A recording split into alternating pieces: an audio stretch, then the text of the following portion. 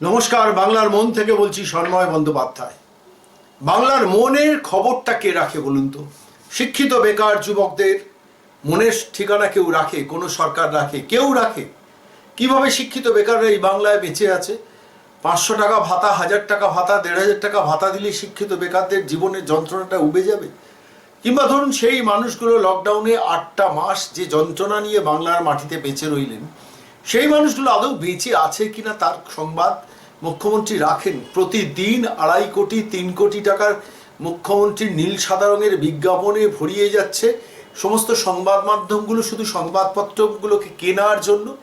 সেই অবস্থায় দাঁড়িয়ে বাংলার মানুষ যে ভালো নেই, বাংলার মানুষের জন্য শিল্প দরকার, চাকরি দরকার, কর্মসংস্থান দরকার, ব্যবসা দরকার, একটা গণতান্ত্রিক পরিসর দরকার যেখানে দাঁড়িয়ে মানুষ কথা বলতে পারবে যে আমি ভালো নেই, আমি কষ্টে আছি, আমি যন্ত্রণায় আছি।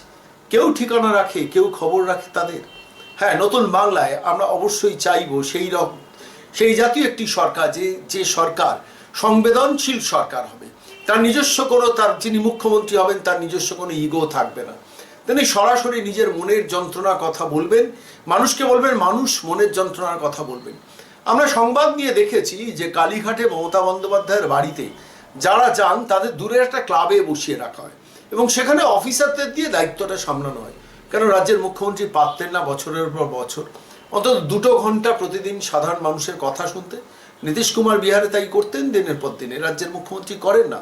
এ রাজ্যের মুখ্যমন্ত্রী দিদিকে বলো দিয়ে একটা প্রকল্প চালু করেছেন, আনঅফিসিয়াল প্রকল্প, প্রশান্ত কিশোরকে দিয়ে।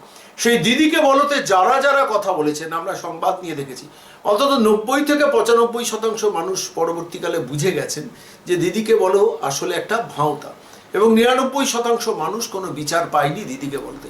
কোনোদিন শুনেছে না দিদিকে বলো নিয়ে কথা বলতে? কোনো ক্যাম্পেইন নেই। দিদিকে বলো নিয়ে কোনো ক্যাম্পেইন নেই। আমরা জানতে চাইছি, বাংলার মানুষের, বাংলার মনের পক্ষ থেকে জানতে চাইছি যে দিদিকে বলো ক্যাম্পেইনের কি হলো, যেখানে মানুষ যন্ত্রণার কথা বলবে। ঠিক এই জায়গায় দাঁড়িয়ে আমাদের মনে হয়েছে সাম্প্রতিককালে অমিত শাহ, ভারতবর্ষের স্বরাষ্ট্রমন্ত্রী, তিনি বাংলায় এসেছিলেন। তিনি ভারতীয় জনতা পার্টির অত্যন্ত গুরুত্বপূর্ণ একটা দায়িত্বে আছেন এবং ভারতীয় জনতা পার্টির মুখ। তিনি এসে বাংলার মানুষকে কিছু আশ্বাস বানিয়ে শুনিয়েছেন। বলেছেন যে 2011 যদি পরিবর্তন, 2021 যদি পরিবর্তন আসে, যেভাবে 2011 এসেছিল, 2021 যদি এই তৃণমূল সরকার চলে যায়, বিজেপি সরকার যদি আসে, তাহলে বাংলার মানুষকে আমরা কি কি দেব সেটা বলার চেষ্টা করেছেন এবং বোঝানোর চেষ্টা করেছেন যে একবার সুযোগ দিয়ে দেখুন, আমরা বাংলাটাকে বদলে দেব। আমরা খালি ভাবছিলাম যে কেন্দ্রে এবং রাজ্যে যদি এক দলীয় ব্যবস্থা থাকে, অর্থাৎ কেন্দ্রে যারা শাসন করছেন, রাজ্যে তারা শাসন করছেন, এই ব্যবস্থা থেকে বাংলা দীর্ঘদিন বঞ্চিত, এবং সেই বঞ্চনার জন্য কিন্তু বাংলা চিরকাল দিল্লির সঙ্গে লড়াই করে গেছে, পাচ্ছি না পাচ্ছি না পাচ্ছি না। বাম আমলেও দেখেছি, তৃণমূল আমলেও সেই একই জিনিস। দীর্ঘদিনের এই লড়াইয়ের অবসান যদি হয়, কেন্দ্রে এবং রাজ্যে যদি একই সরকার থাকে কেমন হয়? আমরা জানি না কারা সরকারে আসবেন, কিন্তু যদি এই রকম একটা পরিস্থিতি হয়, দিল্লিতে যারা শাসন করছেন রাজ্যে তারা শাসন করবেন, রাজ্যের শাসক সরকার দিল্লির কাছে যে কোনো জিনিস চট করে বলবেন, পাবেন, এবং কোনো বৈরিতার সম্পর্ক থাকবে না, সবসময় সংঘাতের বাতাবরণ থাকবে না। এই ধরনের একটা পরিসর হলে কেমন হয়? ঠিক এই প্রেক্ষিতে অমিত শাহ যে প্রেস কনফারেন্সটা করেছেন আমাদের মনে হয়েছে অত্যন্ত তাৎপর্যপূর্ণ। আসুন বাংলার মনে আজকে আমরা অমিত শাহর বক্তব্যটা শুনি। তিনি বলেছেন, পরিষ্কার বলেছেন, একবার সুযোগ দিয়ে দেখুন, আমরা বাংলাটাকে বদলে দেব।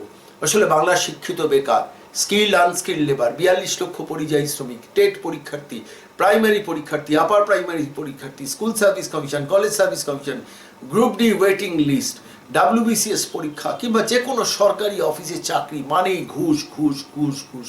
6 লাখ 8 লাখ 10 লাখ 12 লাখ, অথবা তৃণমূল নেতার পার্টি অফিসে আপনি যদি চা এনে দেন তাহলে আপনি সব পাবেন।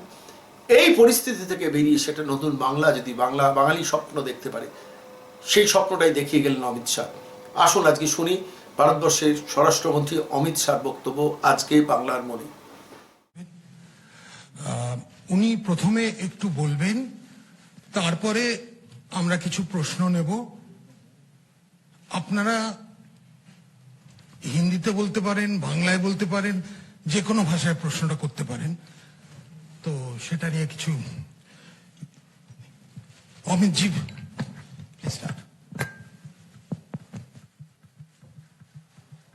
চালু করো ভাই মাইক।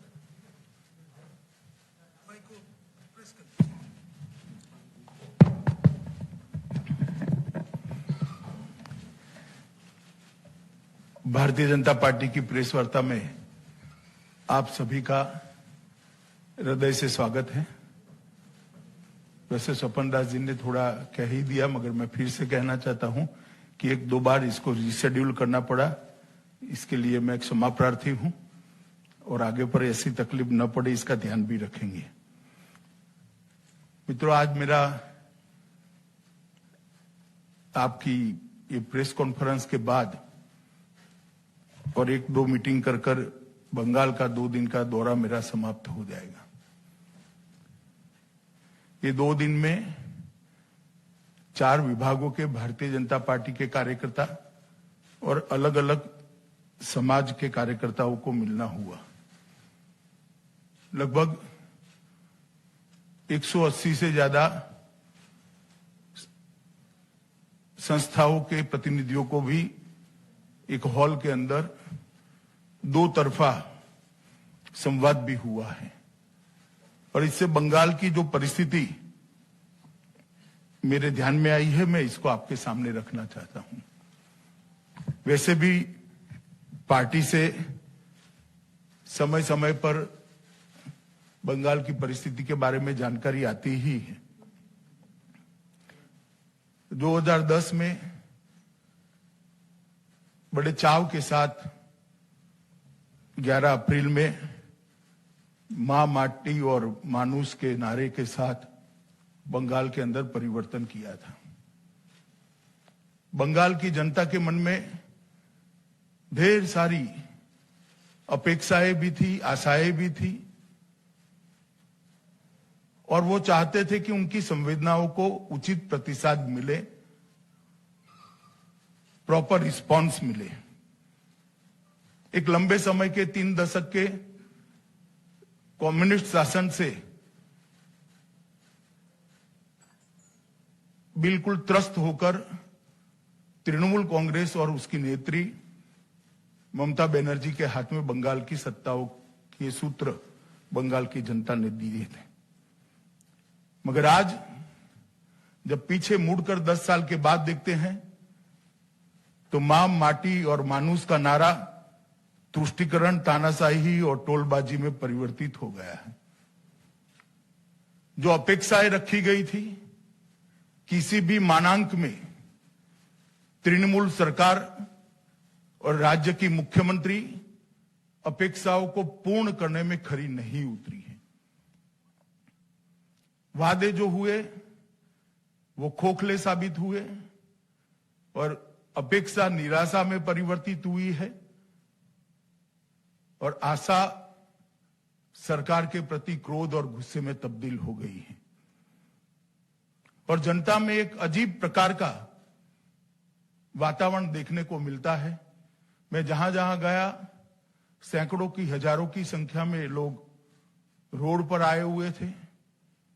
जब वो भारत माता की जय, वंदे मातरम और जय श्री राम के नारे लगाते थे तो हमारे स्वागत के लिए कम थे, ममता जी पर गुस्से के कारण ज्यादा दिखाई पड़ते थे। एक आंख में तो ममता सरकार की विफलताएं और असंवेदनशील शासन के प्रति गुस्सा दिखाई पड़ता था और दूसरी आंख में मोदी जी के नेतृत्व में भारतीय जनता पार्टी ही इसको बदल सकती है, ऐसी आशा दिखाई पड़ती थी।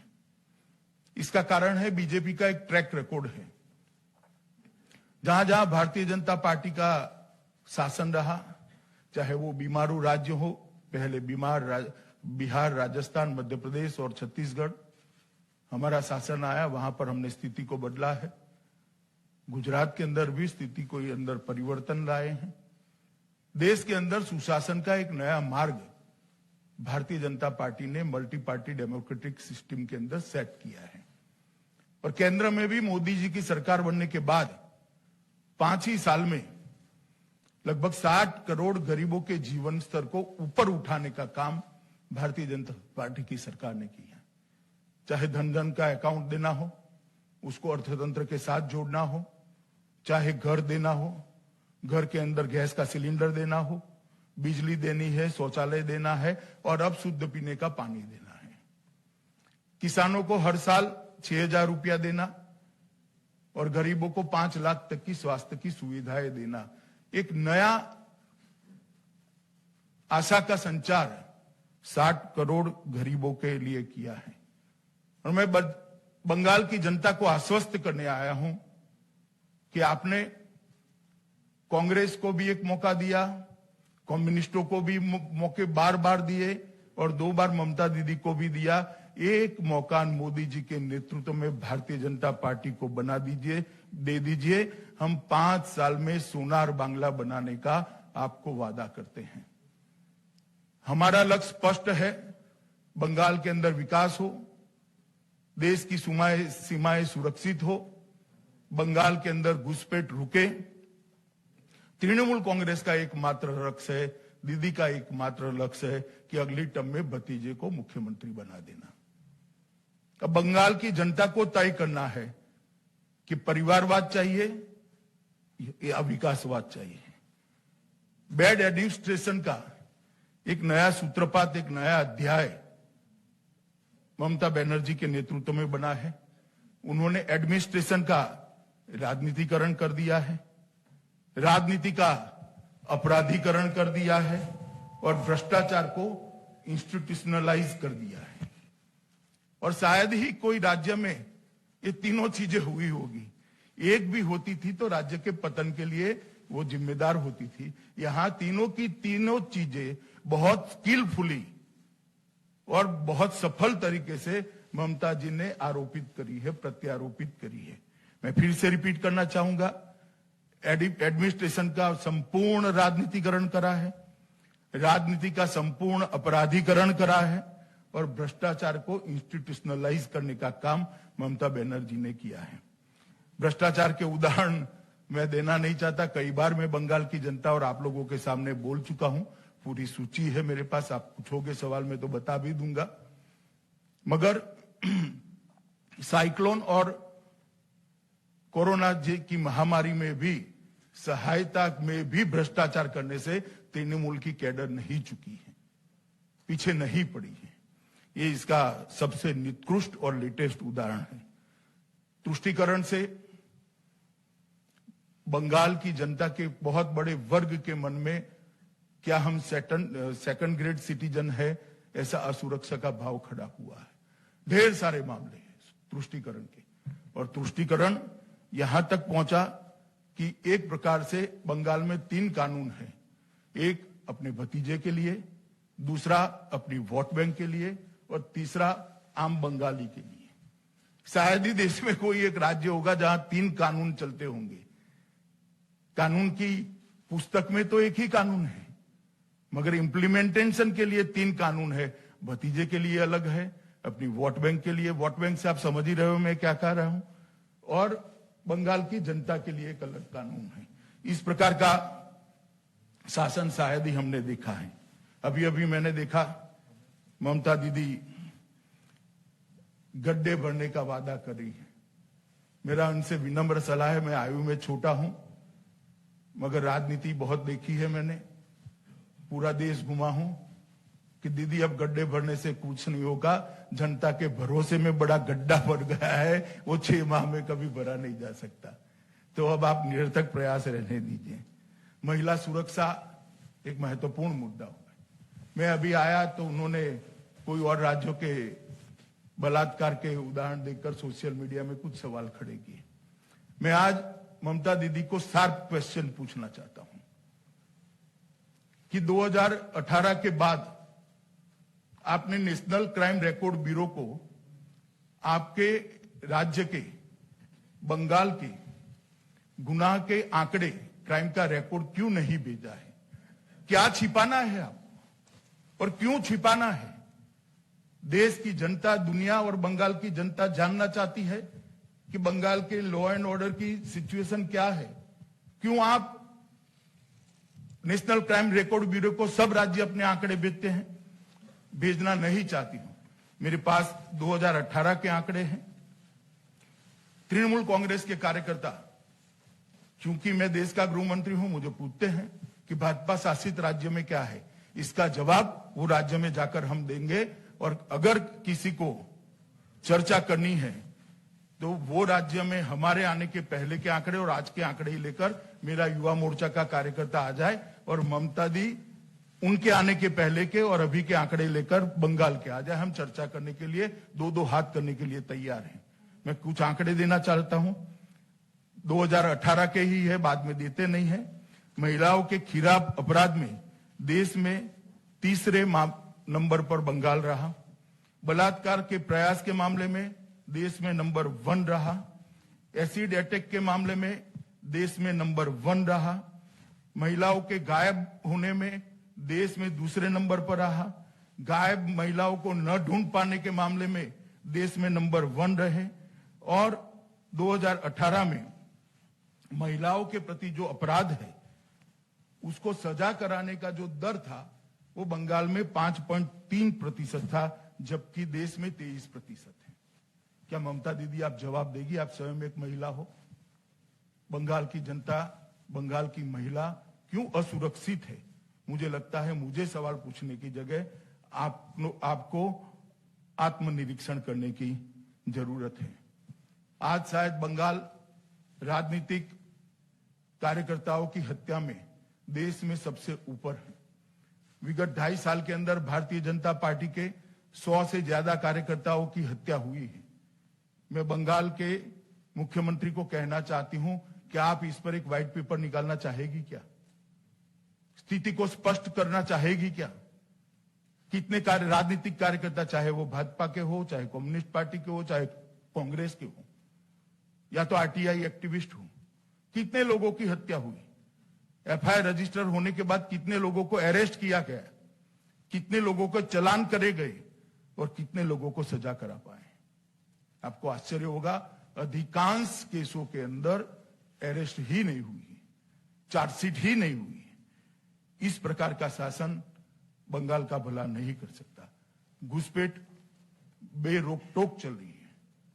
जिस देश की, जिस राज्य की सीमाएं सुरक्षित न हो, वो राज्य में विकास कोई मायने नहीं रखता है। मोदी जी का एक ट्रैक रिकॉर्ड रहा है। मोदी जी ने बंगाल के विकास के लिए ढेर सारे काम किए हैं। मेरे पास पूरा सूची है, मगर मैं इसमें समय ज्यादा देना नहीं चाहता। मेरी पार्टी की ओर से सूची आपको प्रेस नोट के साथ एनक्लोज कर दे दी जाएगी। मगर मैं इतना ही कहना चाहता हूं, बंगाल में एक ऐसी सरकार ला दीजिए जो मोदी जी के विकास के प्रयासों को बंगाल की जनता तक पहुंचाए, क्योंकि 80 से ज्यादा केंद्रीय योजनाओं का इंप्लीमेंटेशन पूरे देश में सबसे पुअर है, सबसे खराब है तो बंगाल में है। मैं 2 ही योजनाओं का आपको उदाहरण देना चाहता हूं। प्रधानमंत्री आयुष्मान भारत योजना एक ऐसी योजना है जिसके तहत देश के 60 करोड़ गरीबों को 5 लाख तक का सारा स्वास्थ्य का खर्चा फ्री ऑफ कॉस्ट भारत सरकार दे रही है। और अब तक लगभग 1.5 करोड़ लोगों ने अपने ऑपरेशन आयुष्मान भारत योजना के तहत करा दिए है। मगर दुर्भाग्य की बात है कि बंगाल के एक भी व्यक्ति इसमें ऑपरेशन नहीं कर पाई। किसान सम्मान निधि, हर किसान के खाते में सीधा 6,000 रुपया, कोई बीच में कैडर नहीं है, कोई टोलबाजी नहीं है, कोई कमीशन नहीं है। बैंक अकाउंट में सीधा 6,000 रुपया मोदी जी भेजते हैं, मगर यहां से किसानों की सूची और बैंक अकाउंट नहीं देते हैं। अब तक 95,000 करोड़ रुपया देश भर के किसानों को गया है, मगर बंगाल के किसानों को कुछ नहीं मिला है। मैं पूछना चाहता हूं, बंगाल के किसान का गुनाह क्या है? क्यों उसको ये 6,000 रुपया नहीं मिलता है? क्यों बंगाल के गरीब को ये 5 लाख तक की सुविधा नहीं मिलती है? ऐसी ढेर सारी योजना है और हर महीने एक पत्र लिखती है कि ये पैसा हमें दे दो। मुझे तो कोई आपत्ति नहीं है, मगर इसके रूल्स बने हैं देश भर में। हमारे एक कार्यकर्ता ने कहा कि साहब ये क्यों मांग रही है, आपको मालूम है? मैं नहीं मांगता, मैं नहीं समझता क्यों मांग रही है। मैं कहना नहीं चाहता, क्योंकि सार्वजनिक जीवन की सूचिता नहीं रहती। ये पैसा कैडर की भेंट चढ़ जाएगा अगर उनके हाथ में गया तो। मगर मैं बंगाल के किसानों को आश्वस्त करना चाहता हूं, आप चिंता मत करिए, मई के बाद आपके अकाउंट में ये पैसा सीधा मोदी जी भेजने की व्यवस्था करेंगे और आपके अकाउंट में पैसा आएगा, क्योंकि मई के बाद यहां पर भारतीय जनता पार्टी की सरकार बनानी है। मित्रों, योजनाओं के नाम बदलकर अपने नाम पर रखना और अपनी योजना कर कर प्रचारित करना, इससे बंगाल का भला नहीं होगा। समग्र स्थिति का विहंगावलोकन अगर करते हैं, उसका एक असेसमेंट लेते हैं, जायजा लेते हैं, तो ये निश्चित रूप से मैं आपको कहता हूं कि आने वाले चुनाव में बंगाल में हम 200 से ज्यादा सीटों के साथ भारतीय जनता पार्टी की सरकार बनाने जा रहे हैं। 200 सीट। ये सभागार के अंदर बहुत सारे पत्रकार हैं। जब प्रेस क्लब के हॉल के अंदर मैंने 22 सीटें कही थी, आपके चेहरे की मैंने मुस्कान देखी थी। इस बार आप नहीं हंसते हो, इतना अच्छा है, क्योंकि 18 सीटें हम जीत चुके हैं। मैं फिर से एक बार रिपीट करना चाहता हूं कि इस बार मुस्कुराने का टाइम मेरा है। 200 से ज्यादा सीटें जीतकर भारतीय जनता पार्टी यहां सरकार बनाने जा रही है और यहां पर तृणमूल का शासन समाप्त होने जा रहा है। ये बंगाल की जनता का मिजाज है, मोदी जी के प्रति बंगाल की जनता का विश्वास है और मोदी जी को बंगाल की जनता का आशीर्वाद है। जिस जनता ने लोकसभा में इतना अच्छा प्रतिसाद दिया है, वो जनता बंगाल के भले के लिए भी हमें जरूर एक मौका देगी, इसका मेरा भरोसा है। मैं फिर से बंगाल की जनता को करबद्ध निवेदन करने आया हूं कि आप भारतीय जनता पार्टी को एक मौका दीजिए। नड्डा जी के नेतृत्व में भारतीय जनता पार्टी बंगाल के चुनाव को बहुत गंभीरता से ले रही है, क्योंकि इसके साथ देश की सुरक्षा भी जुड़ी हुई है और देश का एक अति पिछड़ा गरीब जनता के भले का भी सवाल है। दोनों मुद्दों को लेकर हम बंगाल की जनता के बीच में भी जाएंगे और परिवर्तन तक इसको ले जाएंगे, इसका मुझे भरोसा है। अब आप आपके सवाल पूछ सकते हो। स्वपन दा एक के बाद एक सबको कहेंगे। তো আপনারা বাংলাতেও জিজ্ঞেস করতে পারেন।